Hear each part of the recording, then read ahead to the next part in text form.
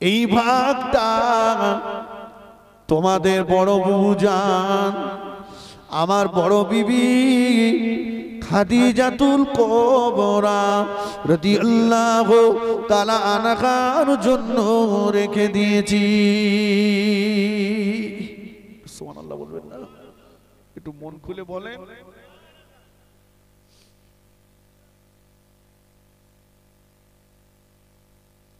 আম্মা জানেরা বলতেন, ইয়া রাসূলুল্লাহ ইয়া হাবিবাল্লাহ, হুজুর আপনার প্রথম বিবি আমাদের বড় বুবুজান খাদিজাতুল কুবরা রাদিয়াল্লাহু তাআলা আনহা, তিনি তো দুনিয়ার জমিনে বেঁচে নাই। আমাদের বড় বুবুজান মক্কা শরীফের জান্নাতুল মুআল্লা কবরস্থানে শুয়ে আছেন। জান্নাতুল মুআল্লা কবরস্থানে আরাম করছেন। হুজুর আপনি কি গোশতগুলো নিয়ে আপনার বড় বিবি আমাদের বড় বুবুজান খাদিজাতুল কুবরা রাদিয়াল্লাহু তাআলা আনহার কবরের কাছে কি রেখে আসবেন? আল্লাহ নবী বলতেন, না না ও আমার বিবিরা, এমন করে বলো না। তোমাদের এগুলো দেওয়ার পরে খাদিজার ভাগটাকে নিয়ে আমি রাসূলুল্লাহ রাস্তায় বেরিয়ে পড়বো। ও আমার বিবিরা, আমি রাসূলুল্লাহ রাস্তায় বেরিয়ে খুঁজতে থাকবো কোথাও কোনো আমার খাদিজার বান্ধবীর সঙ্গে দেখা হয় কিনা, খাদিজার কোনো বান্ধবীর সঙ্গে দেখা মেলে কিনা। আমি রাসূলুল্লাহ খুঁজে খুঁজে খাদিজার বান্ধবীর কাছে চলে যাব। খাদিজার বান্ধবীকে যে বলবো, তুমি আমার খাদিজার বান্ধবী, আমার খাদিজা তোমাকে বড় মোহাব্বত করত, আমার খাদিজা তোমাকে বড় ভালোবাসতো, তুমিও আমার খাদিজাকে বড় মোহাব্বত করতে, তুমিও আমার খাদিজাকে বড় ভালোবাসতে। এই নাও, এই গোশতগুলো নাও, এই গোশতগুলো রান্না করে তুমি খাবে, এই গোশতগুলো রান্না করে তুমি খাবে। আমার বিশ্বাস তুমি খেলে আমার খাদিজা খুশি হয়ে যাবে।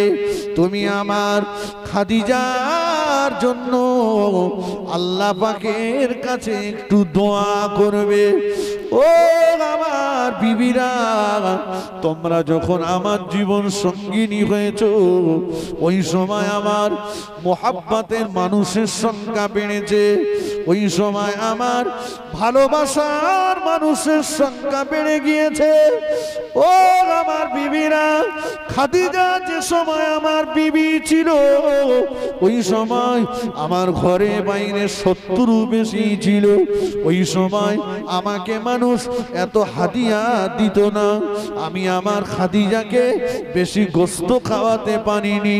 তাই তোমাদের জন্য যখন গোশত ভাগ করে দিই, আমি রাসূলুল্লাহ আমার খাদিজার কথাটা আমার বারবার মনে পড়ে যায়।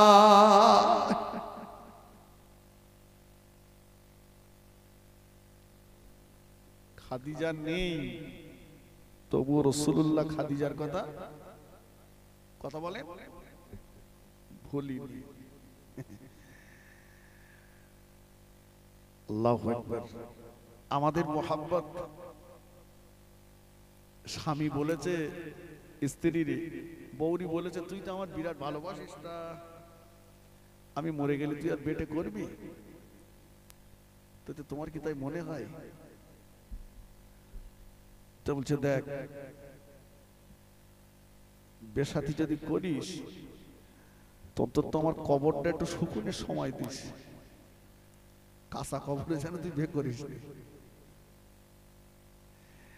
মা বোনদের বলছি আপনারা একটু সামনের দিকে আগে আগে বসেন, ওখানে বসার জায়গা হচ্ছে না শুনছি, একটু আগে আগে বসেন।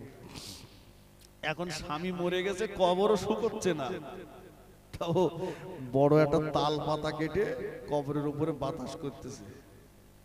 একজন জিজ্ঞেস করছে, ভাবি ও কেন? তো বলছে, তোর ভাই বললো কবর শুকুলি তাই বে করিস, তার কবর তো শুকোচ্ছে না, তাই তাল পাতা দিয়ে হাওয়া করতিস, কবর যেন তাড়াতাড়ি শুকোই।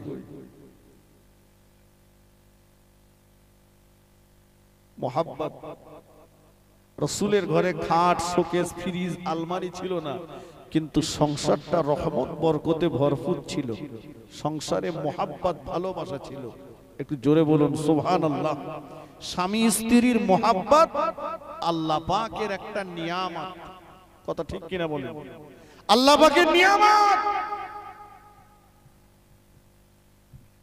আল্লাহ রসুল ডাকতেন আম্মা জান আয়েশা সিদ্দিকা রাদিয়াল্লাহু আনহাকে, রাসূলুল্লাহ ডাকতেন, ইয়া আয়েশাতাল হুমায়রা, আয় আমার লাল টুকটুকে বিবি আয়েশা। সুবহানাল্লাহ বলেন। সুবহানাল্লাহর ভাব খুব ভালো না, তার মানে বাড়ি মিল মোহাব্বত ভালো নেই নাকি? আমাদের সব মাঠের থেকে বাড়ি এসে কসির মারে ডাকতেছে, এই গরু খাকমাতে, এই বলে প্রথমবার ডাকে যদি শোনে তো ভালো, না তো দ্বিতীয়বার ডাকবে ইংরেজিতে। ইংরেজিতে মানে কি? গাল দেবে, গাল। এজরাম দেয়, ও এরাম দেয়। ও বলতেছ তোর মাথা আমি চিপকে খাবো। হ্যাঁ, এখানকার মা বোনরা ভালো, এরা স্বামীর মাথাটা তো চিবোই না, এরা মাথা চিবোই না, তবে সুযোগ পাইলে একটু লেজা খায়। কিছু কিছু মেয়েরা আছে স্বামীরই এত গাল দেয়। কেতাবে এসছে, কোন নারী, কোন মেয়ে যদি তার স্বামীকে একটা গাল দেয়, আল্লাহ পাকের ৭০,০০০ ফেরেশতা দৈনন্দিন ৭০,০০০ বার করে ওই মেয়েটার উপরে লানত, গজব, অভিশাপের দোয়া করতে থাকে। রাসূল বলেছেন মেয়েরা কেসে, মেয়েরা বেশি বেশি জাহান্নামী। তার ভিতরে প্রথম নম্বর কারণ হলো স্বামীর নাশুকরি করা। কি বলেছি? কি বলেছি? নাশুকরি করা। কি? 12 বছর তোমার সংসার করছে, একটু সুখ পেলাম না, বলে না? বলে না? আজ এত বছর তোমার সংসারে আছি, শুধু খেটেই যাচ্ছি, একটু শান্তি পাইনি, সুখ শান্তি নেই। এই নাশুকরি করা। নবী ইব্রাহিম খলিলুল্লাহ, তার বেটা ইসমাইল জবিহুল্লাহ, তো এটা বুখারী শরীফের হাদিস, আমি গল্প বলছি না। তো ইব্রাহিম খলিলুল্লাহ একদিন ইসমাইল আলাইহিস সালামের বাড়িতে গেলেন, দিয়ে দেখছেন ইসমাইল সাল্লাম বাড়িতে নেই। তো বাইরে থেকে সালাম দিলেন, সালামের জবাব এসছে একটু কর্কশ ভাষা। ইব্রাহিম সাল্লাম জিজ্ঞাসা করলেন, কাইফা হালুকা ইয়া উম্মি, মা তোমরা কেমন আছো? তো ভিতর থেকে বলছে, ওই কোন রকমে যাচ্ছে, খুব একটা ভালো যায় না। কে আপনি? ইব্রাহিম খলিলুল্লাহ বললেন, আমার পরিচয় নিতে হবে না মা, আমি চলে যাচ্ছি, তবে তোমার স্বামী বাড়ি আসতে বলে দিও ঘরের চৌকাঠটা পাল্টে নিতে। শুনছেন? বুখারী শরীফের হাদিস। ইসমাইল আলাইহিস সালাম বাড়িতে আসলেন, পুরো ঘটনাটা খুলে বললেন স্বামীকে। সঙ্গে সঙ্গে ইসমাইল আলাইহিস সালাম বললেন, যিনি এসেছিলেন উনি হচ্ছেন আমার আব্বা, আল্লাহর নবী। চৌকাঠ পাল্টাতে বলেছে মানে তোমাকে তালাক দিতে বলেছে, চলে যাও।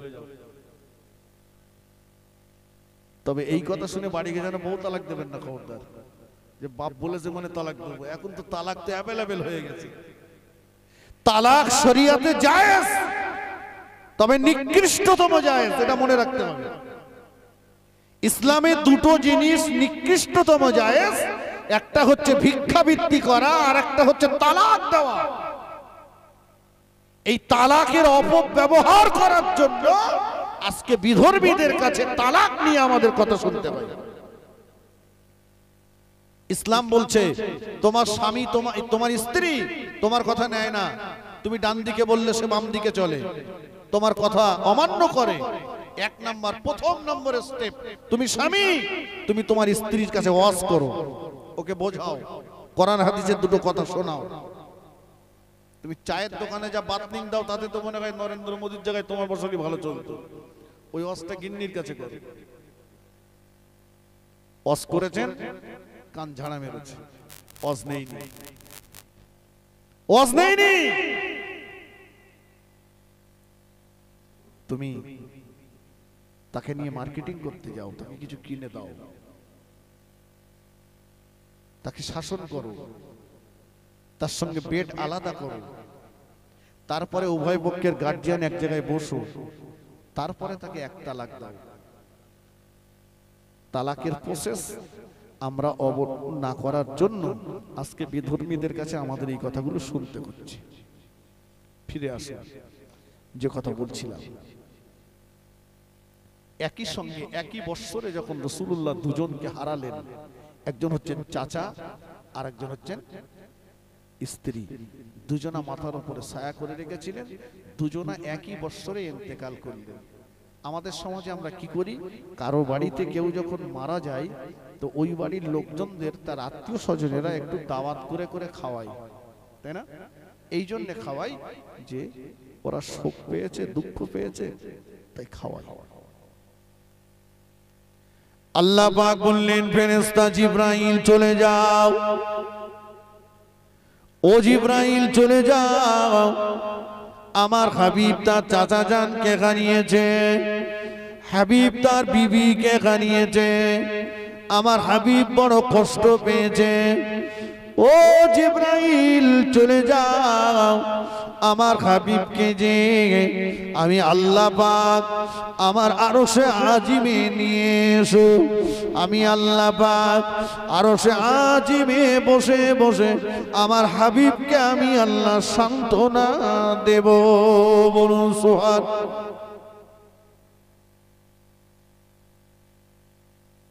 জিবরাইল আমিন আলাইহিস সালাম চলে আসলেন আল্লাহ রাসূলকে নিতে।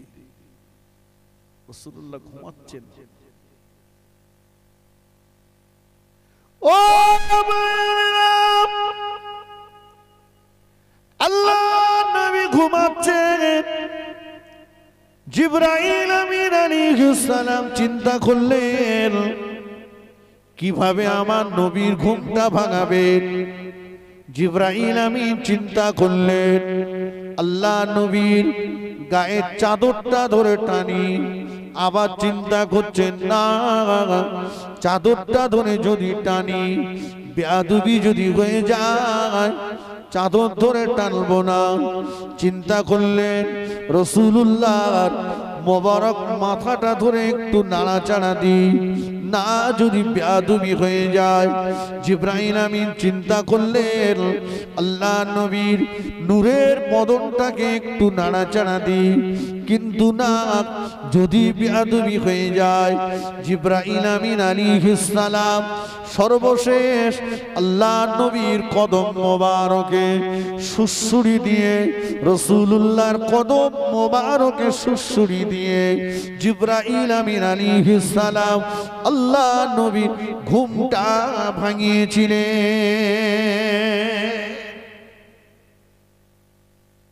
এই জায়গাটা একটা বোঝার জিনিস আছে।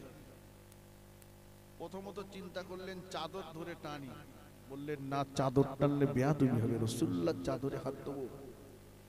যে চাদরে জিবরাইল হাত দিতে ভয় পেয়েছে ওই চাদরটা ভাঁজ করে ভাঁজ করে ভাঁজ করে রাসূলুল্লাহ ওই চাদরের উপরে বসতে দিয়েছিলেন কাকে বলেন? জানেন না? জি ঠিক বলেছেন। রাসূলুল্লাহ দুধমা হালিমাতুস সাদিয়া যখন রাসূলের সঙ্গে দেখা করতে এসেছিল, আল্লাহ রাসূল দুধমায়ের শরীর, তার শরীরের গোস্তগুলো যেন হাড়ের সঙ্গে জড়িয়ে গেছে, তাই রাসূলুল্লাহ নিজের গায়ের চাদরটাকে ভাঁজ করে ভাঁজ করে ভাঁজ করে পাথরের উপরে দিয়ে তার উপরে দুধমার হাতটা ধরে আস্তে আস্তে ওই চাদরের উপরে বসিয়ে দিলেন। জোরে বলুন। সাহাবীরা বললেন, ইয়া রাসূলুল্লাহ, যে চাদরে হাত দিতে জিবরাইল ভয় পায় সেই চাদরে বসলো এই বুড়ি মেয়েটাকে। নবী বললেন, বুড়ি মেয়ে বলো না, উনি হচ্ছেন আমার দুধ মা, আমি যা দুধ খেয়ে বড় হয়েছি। উনি হলেন হালিমাতুস সাদিয়া। জোরে বলুন সুবহানাল্লাহ। আমরা যারা আজকে বসেছি ভাই, সবাই মা বাপের ভাত দেই তো? একটু কথা বলে। আমি জানি সে কি আর বলবে যে আমি দেইনি। সারা জীবন বাপ মার সেবা করিনি, সারা জীবন বাপ মার ভাত দেইনি, সারা জীবন বাপকে একটা ওষুধ কিনে দেইনি, মাকে একটা শাড়ি কিনে দেইনি, চাদর কিনে দেইনি। বাপ মার মরণের পরে দুটো গরু জবাই করে খানা দিচ্ছে সারা গ্রামের লোক ডেকে, মরণের খাওয়া খেয়ে যা। ঠিক কিনা বলেন? বিশাল বাপ মার দরদ। কে বলেছে তোমার এই দরদ দেখালে তুমি রেহাই পেয়ে যাবে? বাবা, যেটা যেটা তুমি মরণের পরে করলে, যদি পারো বেঁচে আছে এখন করো। অনেক ছেলেরা আছে যারা স্ত্রীর কথা শুনে মা বাপকে ভাত দেয় না। কিছু কিছু আছে পীরের মুরিদ, আর কিছু কিছু আছে গিন্নির মুরিদ। ও গিন্নির কাছে মুরিদ হয়েছে, তাই মা বাপের দেখে না, মাকে মা বলে ডাকেও না।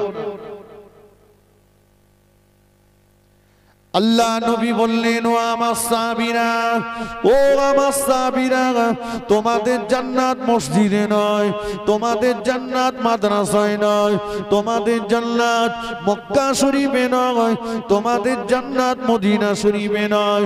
আল্লাহ নবী বললেন, ইন্নাল জান্নাতা তাহতা আকদামি উম্মাহাতিকুম। আল্লাহ নবী বললেন, ও আমার সাহাবীরা, তোমাদের জান্নাত হলো তোমাদের জনম দুঃখিনী মায়ের পায়ের তলায়। আর একটু জোরে বলুন সুবহানাল্লাহ।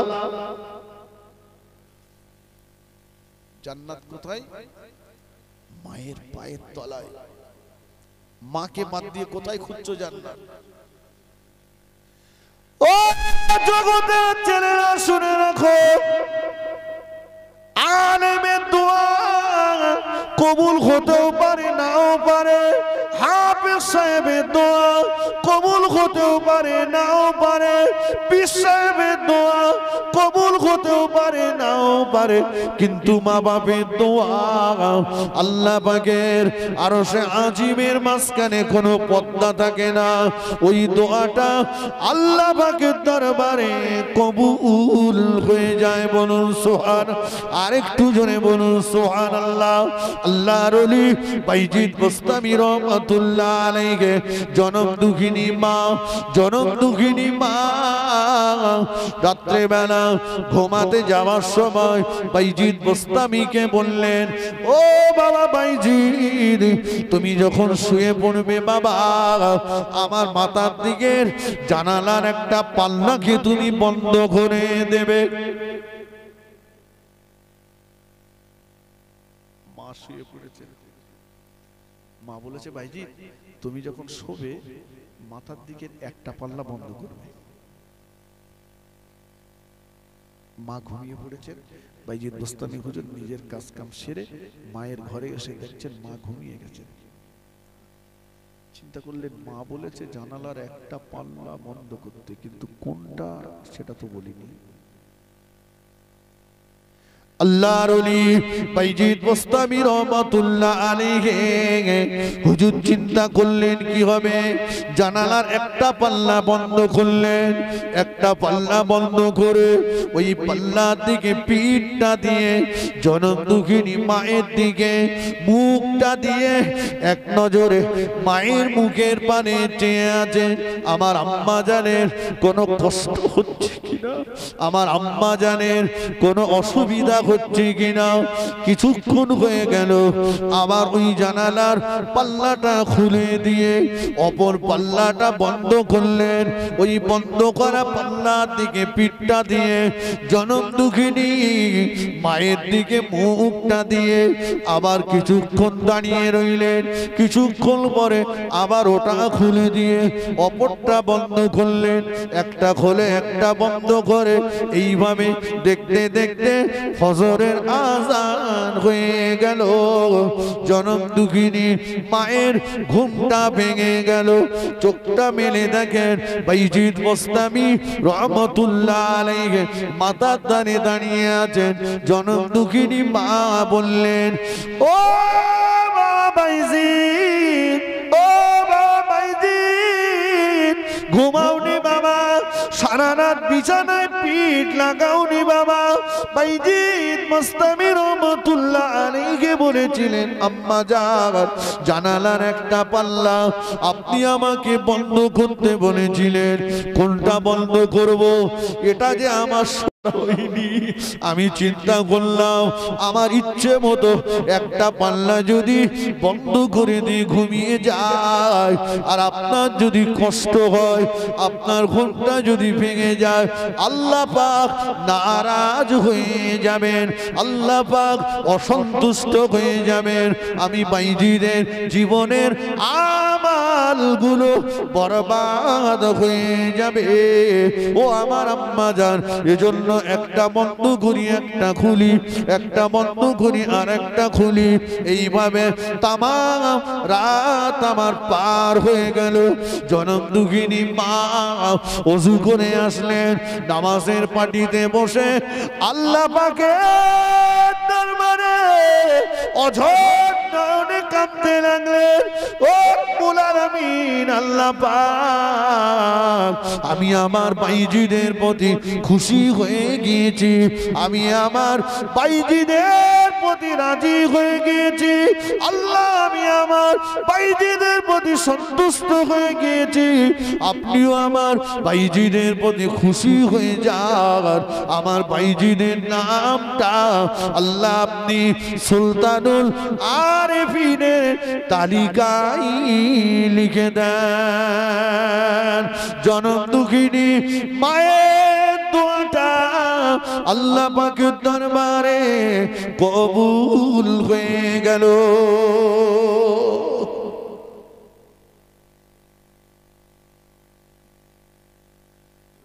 হাজার হাজার টাকা মসজিদে চাঁদা দিচ্ছে, মাদ্রাসায় চাঁদা দিচ্ছে, জলসায় চাঁদা দিচ্ছে, মা বাপকে ভাত দেয় না।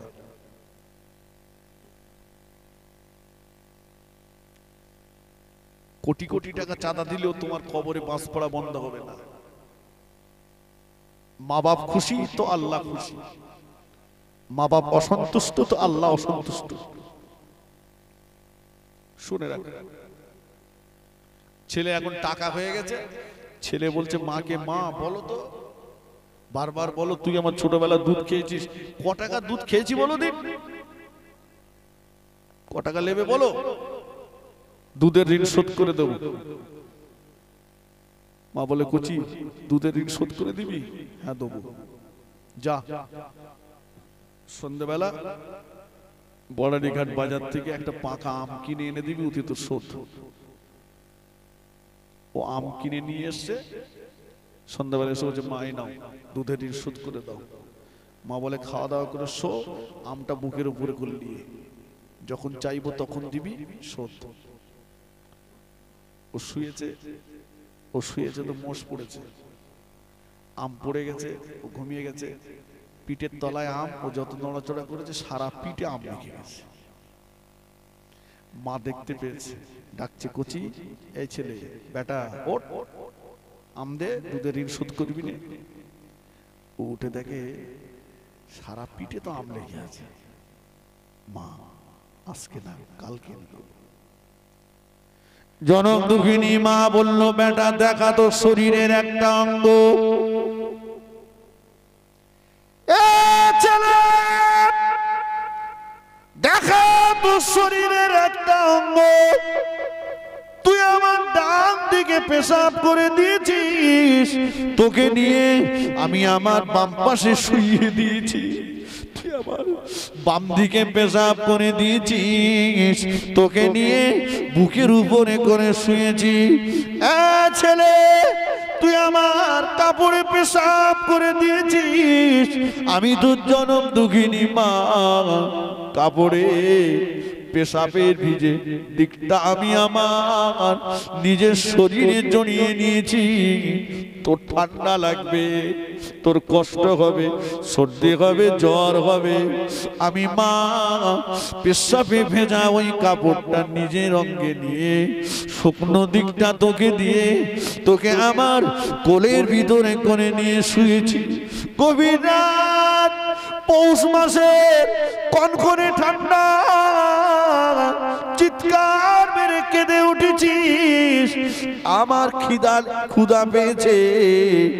ও বাবা বেটারে, আমি তোর মা, ইচ্ছা করলে ঠান্ডা দুধ তোকে খাওয়াতে পারতাম, কিন্তু না, তোর শরীর খারাপ হতে পারে এই না চিন্তা করে ওই রাত্রে বেলা উঠে, বাড়ি আমার গ্যাস ছিল না, উনানের জালে উনানে যে তোর দুধটা গরম করে কোলের ভিতরে তোকে নিয়ে আমি তোর জনম দুঃখিনী মা দুধটা তোকে খাইয়েছি।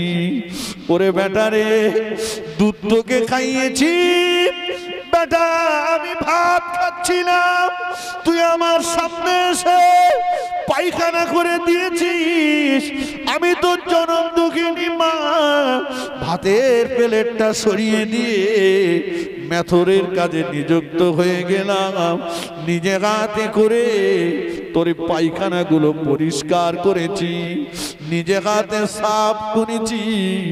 দেখা বেটা দেখা, তোর শরীরের একটা অঙ্গ দেখা যেটা আমি তোর মা আমার পিঠের তলায় পড়ে নষ্ট হয়ে গিয়েছে। বাবা, একটা আম, একটা রাতে কিছুটা অংশ পাহারা দিতে পারলি না, একটা রাতের কিছুটা অংশ তোর মায়ের জন্য পাহারা দিতে পারলি না, তুই তোর মায়ের দুধের ঋণ কি করে শোধ করবি? নবী বলেছে, ছেলেরা শুনে রেখে দাও, ও জগতের ছেলেরা শুনে রাখো, তোমরা যদি তোমাদের শরীরের চামড়াটাকে ছাড়িয়ে ছাড়িয়ে জনম দুঃখিনী মায়ের পায়ে জুতা বানিয়ে দাও, মা ওই জুতা পায়ে দিয়ে হাঁটবে, জুতা ক্ষয়ে যাবে, ছিঁড়ে যাবে, নষ্ট হয়ে যাবে, তোমার শরীরে আবার চামড়া গজাবে, ওই চামড়া দিয়ে আবার যদি তুমি জনম দুঃখিনী মায়ের পায়ে জুতা বানিয়ে দাও, এইভাবে যদি কিয়ামত পর্যন্ত, মরণের আগ পর্যন্ত তুমি যদি তোমার জনম দুঃখিনী মায়ের পায়ের জুতা বানাতে থাকো, তবুও তুমি তোমার মায়ের এক ফোঁটা দুধের ঋণও আদায় করতে পারবে না।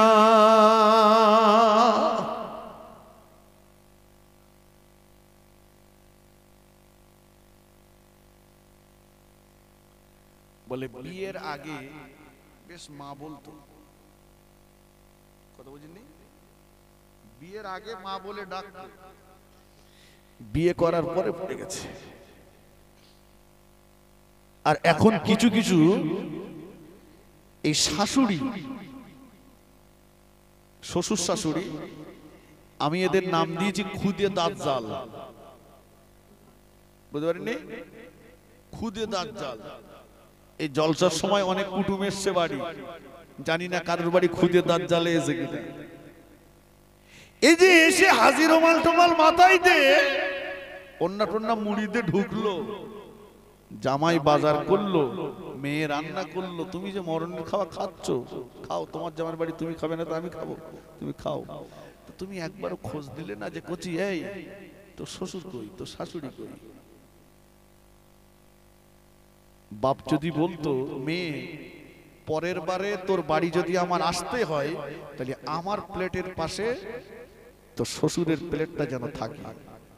মা যদি বলতো মেয়ে পরের বারে যদি তোর বাড়ি আমার আসতে হয় আমার প্লেটের পাশে যেন তোর শাশুড়ির প্লেটটা থাকে। যেদিন বাপ মা আসবে শুনবে মেয়েটা 3 দিন আগে তো শ্বশুর শাশুড়ির বাড়ি আটকে রাখবে না রাখবে না? কথা বলে না। আরে খুদে দাঁত জ্বালে এসে বলে যাচ্ছে মুখ যেন বন্ধ রাখবি না। শাশুড়ি বললি তুইও বলবি, হ্যাঁ ঝটাপটা লাগিয়ে দিচ্ছে। জামাইটারে ডেকে বাড়ি খাওয়াচ্ছে, পাশের কাছে বসিয়ে বলতে আব্বা, জীবনের বাপের এরকম করে আব্বা বলে ডাকিনি, জামাইরই ডাকি আব্বা, মানে এবার বীজ ঢালবে। আমার মেয়ে স্কুলে যেত, বাড়ি এসে খেত, পাড়ায় পাড়ায় ঘুরতো, কুটোর কাজ দুটো করিনি জীবনে।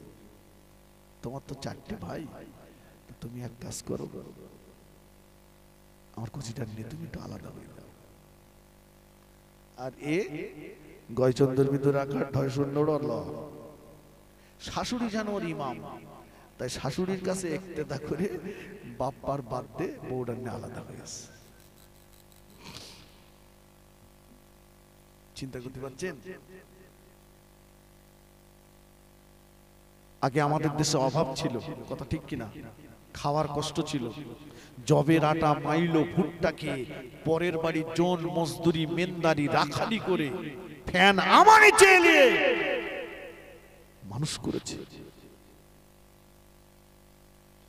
আল্লাহ নবী দিন ও দুনিয়ার বাদশাহ হাবিবুল্লাহ জনাবে মুহাম্মদুর রাসূলুল্লাহ সাল্লাল্লাহু আলাইহি ওয়াসাল্লাম আল্লাহ নবী বলেছিলেন, ও বেটি ফাতেমা, ও মা ফাতেমা, শুনে রাখো মা, তো আমি রাসূলুল্লাহ তোমার জন্য বলে দিলাম, ও ফাতেমা, জীবনে কোনোদিন যেন স্বামীর সঙ্গে অশান্তি করবে না মা।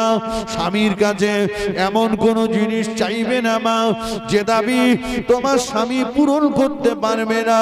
আল্লাহ নবী দিন ও দুনিয়ার বাদশাহ বেটি ফাতেমার বাড়িতে যাচ্ছেন। আল্লাহ নবী ফাতেমার জন্য নিলেন একটা নামাজের পাটি, রাসূলুল্লাহ ফাতেমার জন্য নিলেন একটা পানির মশক, আল্লাহ নবী ফাতেমার জন্য নিলেন না, আল্লাহ নবী ফাতেমার জন্য নিয়েছেন একটা জাতা। রাসূলুল্লাহ নিজে ভারী জাতাটা মাথায় করে নিলেন, সাহাবা হুজুরদের কাছে হালকা হালকা জিনিসগুলো দিলেন। আল্লাহ নবী সাহাবীরা বললেন, ইয়া রাসূলুল্লাহ, ইয়া হাবিবাল্লাহ, হুজুর আপনি নিজে কেন ভারী জাতাটা মাথায় করে নিয়েছেন? হুজুর জাতাটা আপনি আমাদের কাছে দেন, আপনি হালকা হালকা জিনিসগুলো নেন। আল্লাহ নবী বলেছিলেন, ও আমার সাহাবীরা, আমি রাসূলুল্লাহ কেন নিজে ভারী জাতাটা মাথায় করে নিলাম, তা কি তোমরা জানো? আমি রাসূলুল্লাহ নিজে ভারী জাতাটা মাথায় করে নিয়ে আমি আমার ফাতেমাকে এ শিক্ষা দিতে চাইছি, ও ফাতেমা, আমি নিজে যেমন ভারী জিনিসটা নিয়েছি, সাহাবীদের কাছে হালকা হালকা জিনিসগুলো দিয়েছি। ও ফাতেমা, সংসারের ভারী কাজকর্মগুলো তুমি তোমার নিজের দায়িত্বে নেবে, হালকা হালকা কাজগুলো শাশুড়ি ননদদের জন্য রেখে দেবে।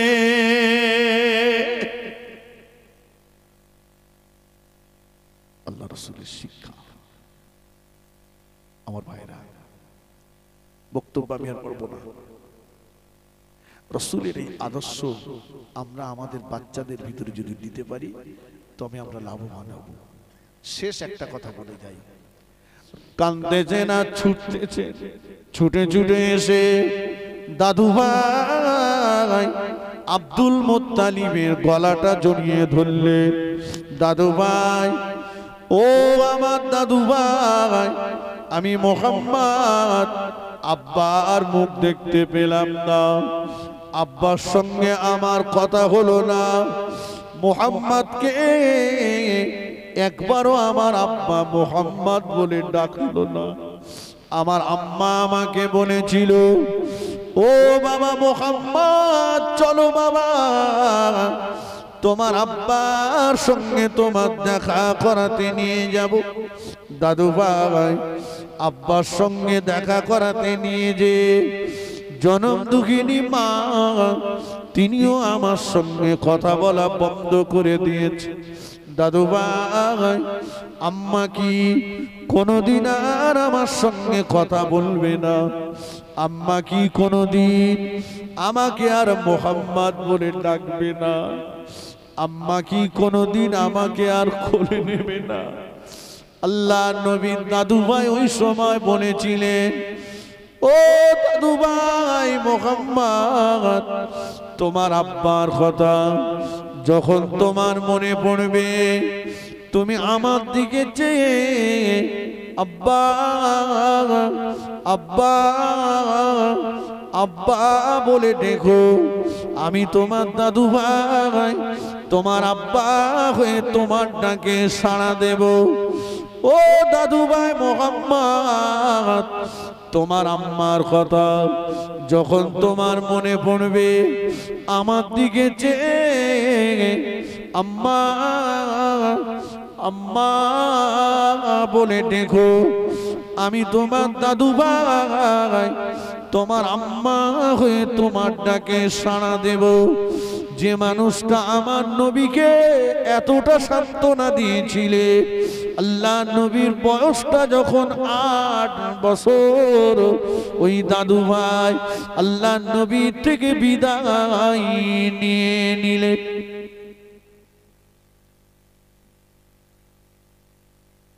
দাদু ইন্তেকাল করার আগে আল্লাহ রাসূলের দায়িত্বটা চাচা আবু তালিবের কাছে দিয়ে গিয়েছিলেন। আবু তালিব আমার নবীকে সন্তানের মতো ভালোবাসতেন।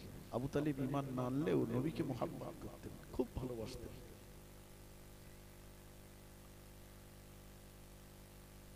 যে সময় মক্কার কাফেরেরা বলেছিল, আবু তালিব তুমি তোমার ভাইপোর পিছন থেকে সরে যাও, দেখি তোমার ভাইপোকে কি করে সাইজ করতে হয়, সে সময় চাচা বলেছিল, বাবা মুহাম্মদ যাও, তুমি প্রকাশ্য দিনের দাওয়াত দাও, দেখি মক্কার কোন শক্তির ক্ষমতা রয়েছে মুহাম্মাদের গায়ে হাত দেয়। জোরে বলুন সুবহানাল্লাহ। চাচা আবু তালিব, যে চাচা রাসূলকে এত সাপোর্ট করতেন, এত ভালোবাসতেন, সেই চাচা ইন্তেকাল করেছে।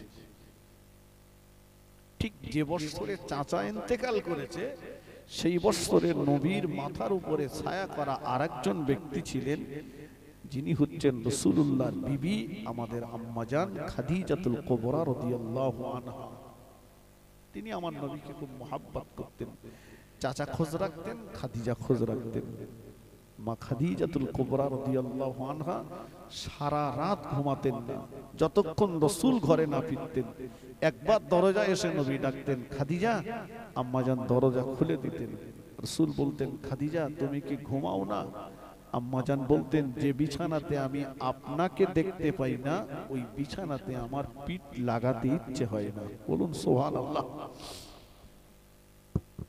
অত্যন্ত মুহাব্বত করতেন, রাসূলও ভালোবাসতেন। যতদিন মা খাদিজাতুল কুবরা রাদিয়াল্লাহু আনহা দুনিয়ায় বেঁচে ছিলেন, আল্লাহর নবী দ্বিতীয় কোনো বিয়ে করেননি।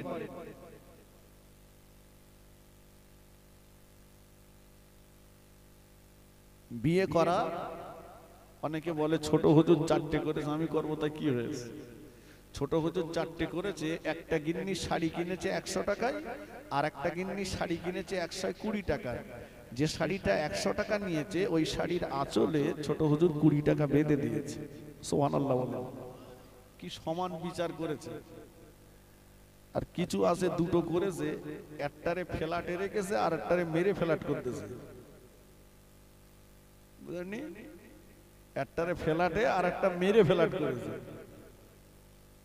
সমান বিচার নাই। যতদিন মা খাদিজা বেঁচে ছিলেন বিয়ে করেননি। শুধু তাই নাই, রাসূলুল্লাহ পরে যখন আবার একাধিক বিয়ে আল্লাহর হুকুমে করেছেন, কিন্তু কোন মুহূর্তে রাসূলুল্লাহ মা খাদিজার কথা ভুলে যাননি। রাসূলুল্লাহ এতগুলো বিবি পাওয়ার পরেও গভীর রাত্রে আল্লাহর কাছে হাত তুলে কাঁদতেন, আল্লাহ যেদিন সবাই সবাইকে ভুলে যাবে সেদিন যেন আমি আমার খাদিজাকে ভুলে না যাই। জোরে বলুন মোহাব্বত। আল্লাহ নবীর কাছে যখন গোশত হাদিয়া আসতো, আল্লাহ নবী আমাদের আম্মা জানদেরকে ডাকতেন। আল্লাহ নবীর বিবিরা, আমাদের আম্মা জানেরা এসে আল্লাহ নবীর সামনে বসে যেতেন। দয়ার নবী নিজে হাতে করে ওই গোশতগুলো সমস্ত বিবিদের, আমাদের আম্মা জানদের ভাগ করে দিতেন। মাঝে মাঝে মাঝে মাঝে আল্লাহ নবী একটা ভাগ নিজের কোলের কাছে টেনে রেখে দিতেন।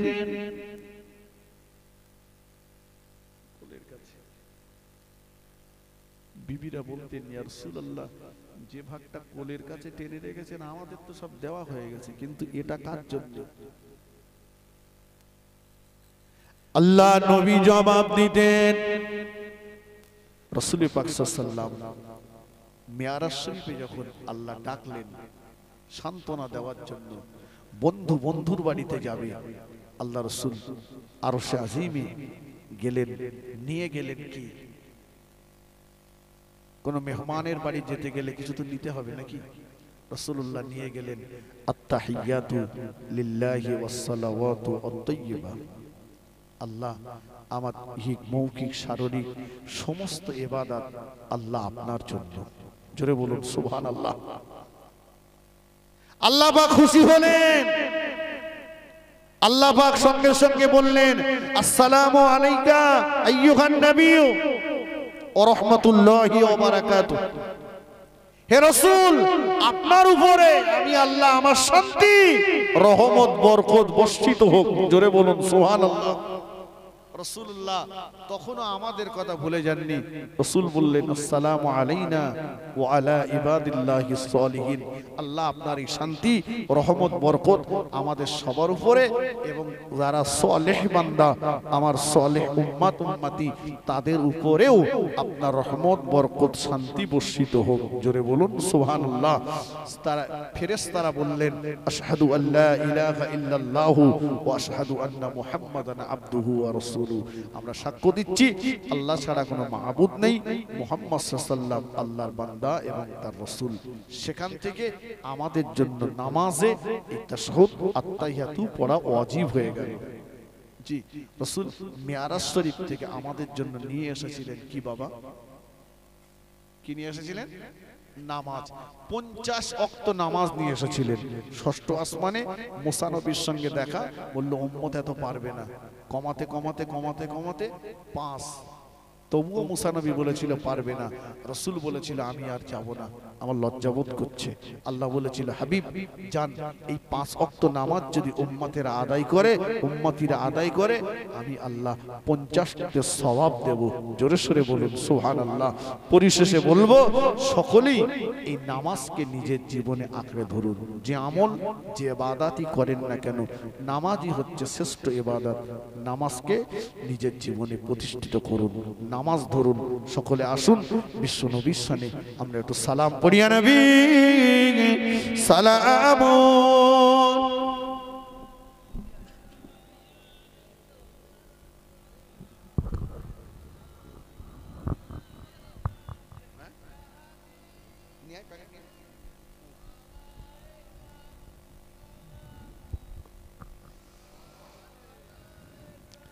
طلع البدر علينا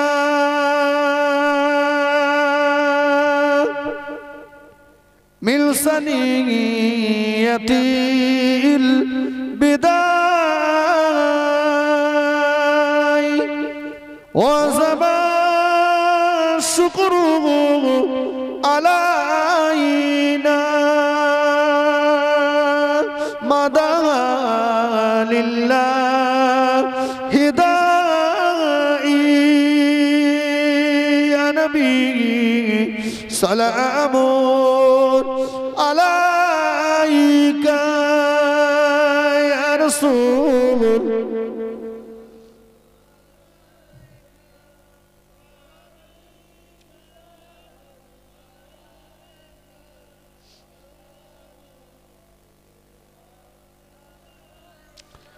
আজানে শুনি আপনার নাম, কলেমায় পড়ি আপনার নাম, নামাজে আপনাকে সালাম, আপনি যে নূরে মুজাসসাম ইয়া নবী সালামুন।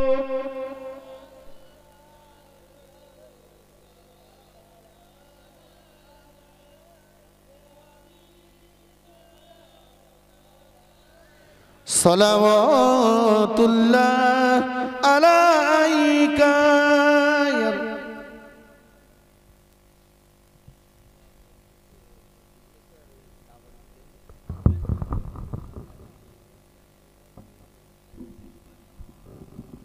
বিকামালিহি কাশাফাত তুজা বিজামালিহি হাসনাত জামিউ খিসালিহি সাল্লু আলাইহি ওয়া আলিহি আল্লাহুম্মা।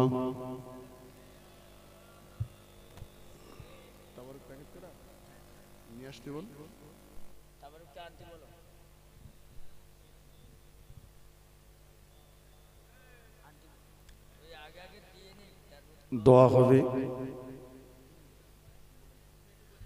সকলে বিসমিল্লাহ শরীফ সহ সূরা ফাতিহা 3 বার, 7 বার সূরা ইখলাস, 11 বার দুরূদ শরীফ তেলাওয়াত করুন।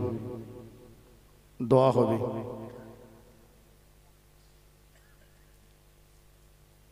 আপনারা জানেন আমি অধম গুনাহগারের একটি বেসরকারি এতিমখানা মাদ্রাসা চলে। বাৎসরিক ইসালে সওয়াব আগামী 26 ও 27 মাঘ প্রথম দিনে কেরাত প্রতিযোগিতা আছে।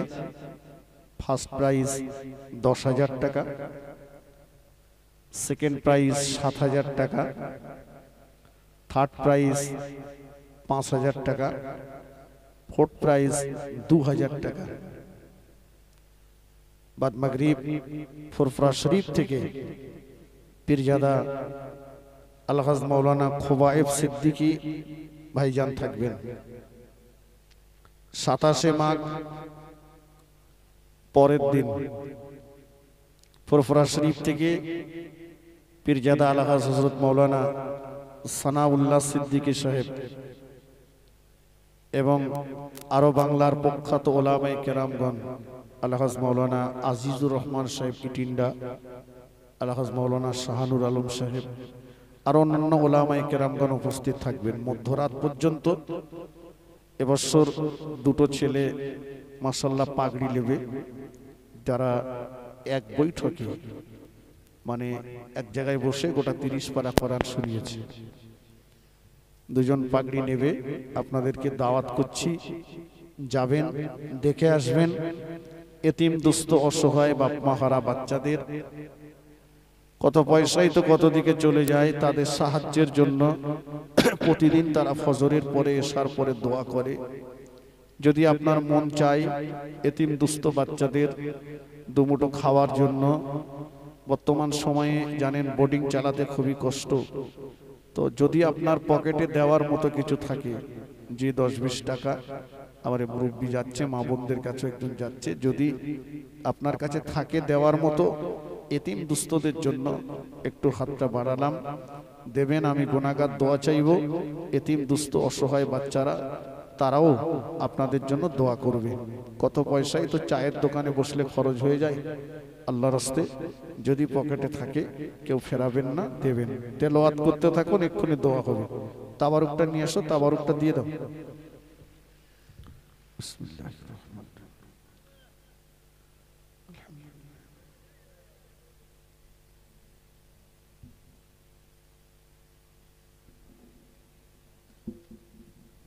লাইন বুঝতে পারবে না, ভিতরে ঢুকে যাক না। দাদাকে দেখেছি তো লাইন দিতে গেলে উঠতে হবে, উঠলে যাওয়া কিছু নেই।